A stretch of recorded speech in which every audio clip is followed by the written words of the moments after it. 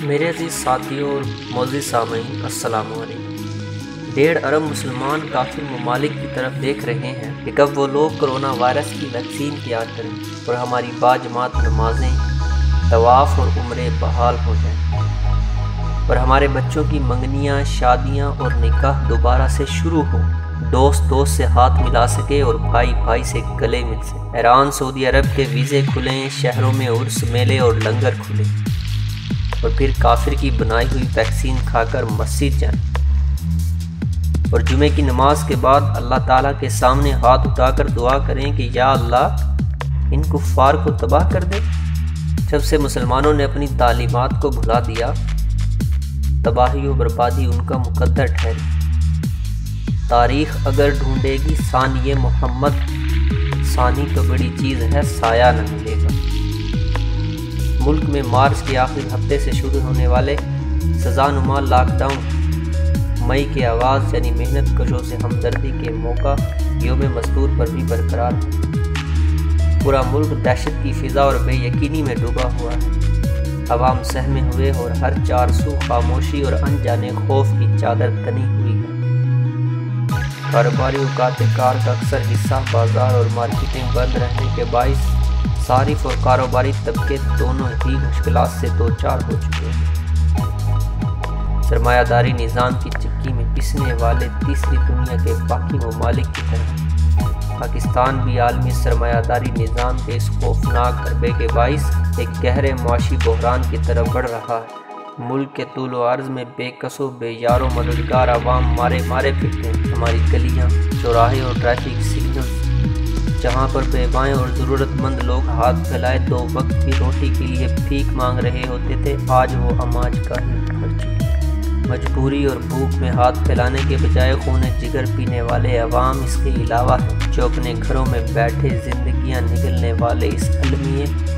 اور بھوک کے خلاف کسی مسیحا کے منتظر ہیں۔ ایسی صورتحال میں حسب سابق ہماری ماضی کی حکومتوں کی مانند موجودہ حکومت بھی امدادی منصوبوں سے عوام کے دلوں کو للچا رہی ہے، لیکن یہ کون نہیں جانتا ایسے موقعوں پر جاری ہونے والی سکیموں پر ایک خاص طبقے کی رال ٹپکتی ہے۔ وہ عوام کے امدادی منصوبوں کو بھی اپنے ملازموں اور بیگمات کے ناموں پر ہڑپ کرنے میں کامیاب ہو جاتا ہے،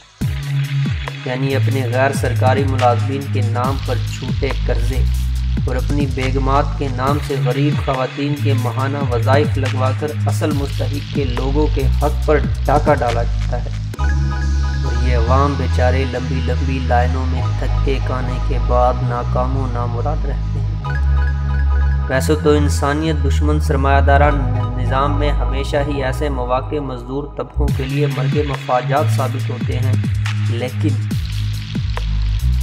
کرونا وائرس نامی یہ اندیکھی آفت غریب اور محنت کش طبقوں پر ایک قیامت بن کر ٹوٹی ہے۔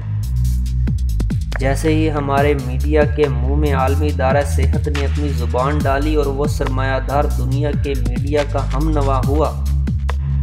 تو ہماری سوسائٹی کی ایلائٹ کلاس نے سوشل ڈسٹنس کے نام پر ان محنت کش طبقوں کا معاشرتی انخلا شروع کر دیا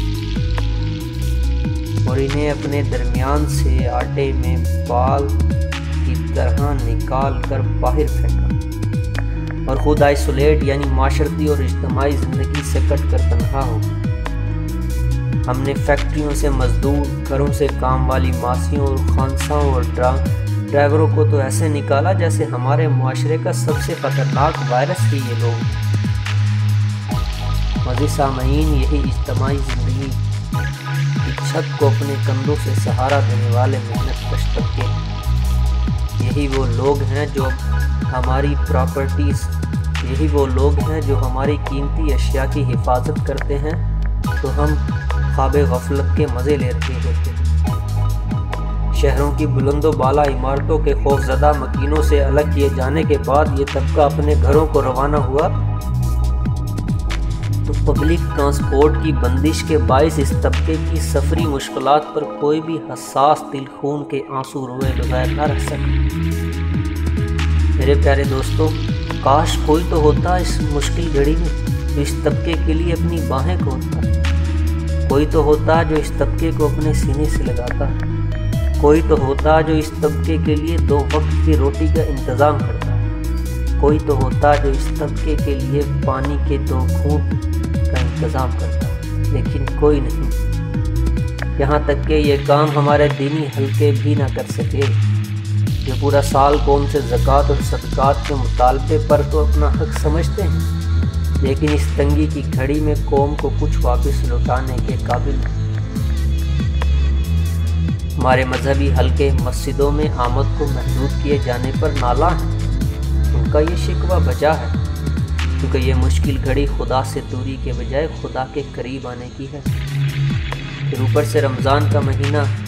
جو تراویح میں قرآن حکیم سننے اور اس پر غور و فکر کر اجتماعی موقع ہوتا ہے،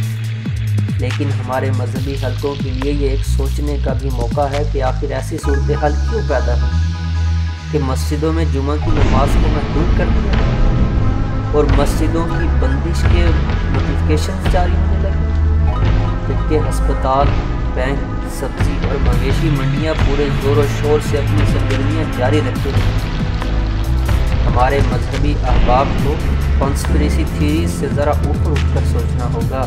انہیں اپنی غلطیوں اور کمیوں اور کوتاہیوں کو دین کے خلاف سازش کے نام پر جواز فراہم نہیں کرنا چاہیے، بلکہ اس حقیقت کو تسلیم کرنا چاہیے کہ ہم نے ان مسجدوں کا تعارف تقویٰ، خوف خدا، آزادی و حریت اور دکھی انسانیت کی خدمت خلق کو مرکز بنانے کے بجائے معاشرے میں ان کا تعارف فرقہ وارانہ جھگڑوں کے حوالے سے کروایا ہے۔ اگر آج مساجد بیماروں کے علاج، معالجے، بھوکے لوگوں کے کھانے اور ضرورت مند اور غریب و لاچار اور محنت کش طبقوں کے لیے آواز اٹھاتی تو یہ معاشرے کی خوبصورتی کا ایک منہ بولتا ثبوت ہے، کیونکہ یہ مرکز زندگی کو سہارا دے رہے ہوتے ہیں۔ زندگی سے کٹنے والے ادارے محض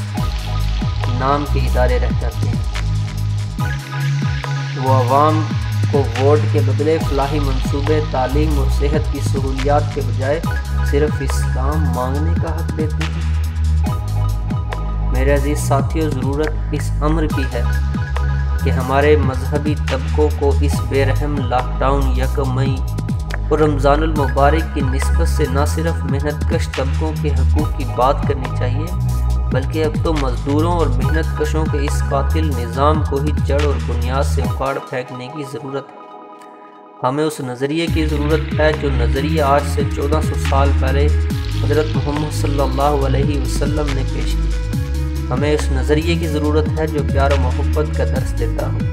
ہمیں اس نظریے کی ضرورت ہے جو سب کو ایک پلیٹ فارم پر لا کر کھڑا کرتا ہو۔ ہمیں اس نظریے کی ضرورت ہے جہاں پر ایک شخص کی ضروریات اور دوسرے شخص کی ضروریات یکساں، یہاں پر سب کے حقوق اور فرائض یکساں۔